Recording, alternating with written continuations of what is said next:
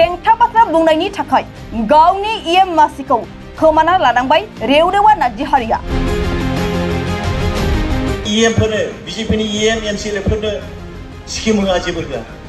अयदास गावसिनि इउपिपिएलनि जेसेबां प्राइमारियानो होन ब्लक कमिटियानो बिसोर स्किम हरै हरै खालामबावदों। मा जाहोननि थाखाय सरकारनि हेंथा बाथ्रा बुङामोन रेवरेवा नारजि हारिया?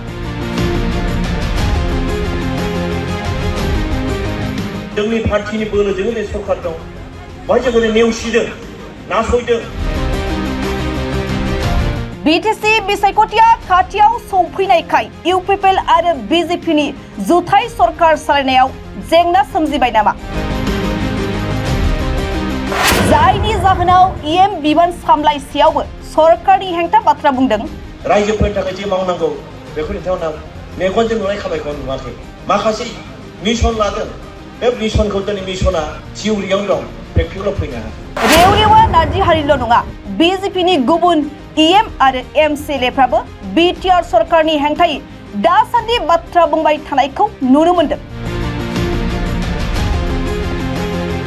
गुबुन एमसिएलएखौबो बिटिआरनि इएम बिबाननिफ्राय बोख्लायगोन नामा?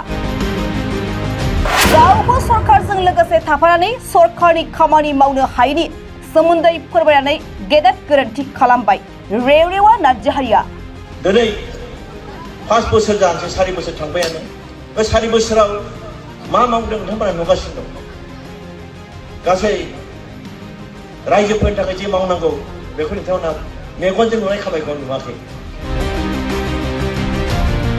आथिखालनि प्रमद बर' दैदेननाय बिटिआर सरकारा थांनाय 4 बोसोराव रायजो राजाफोरनो खोथा होनाय बायदि प्रेक्टिकेलाव खामानि मावनो हायैखौ रेवरेवा नारजि हारिया रायजो राजाफोरनि सिगाङाव फोरमायना होदोंमोन आरो गावनो जेबो खामानि होयैनि अजद होदोंमोन बिजेपिनि दैदेनगिरि रेवरेवा नारजि हारिया।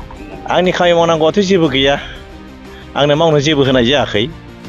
बेखौ सिबा बुङाखै, बेखौ सोरबा सासे राजनिति पार्टिया होनदों।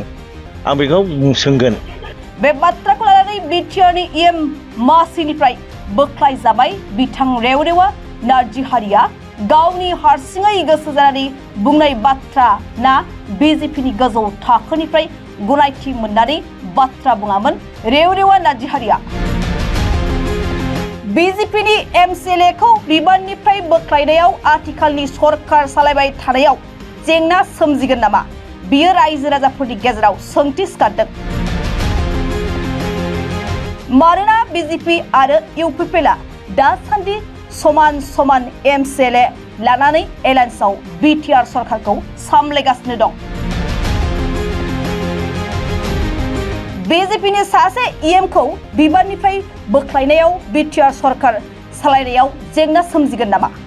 सोंथि सिखारदों।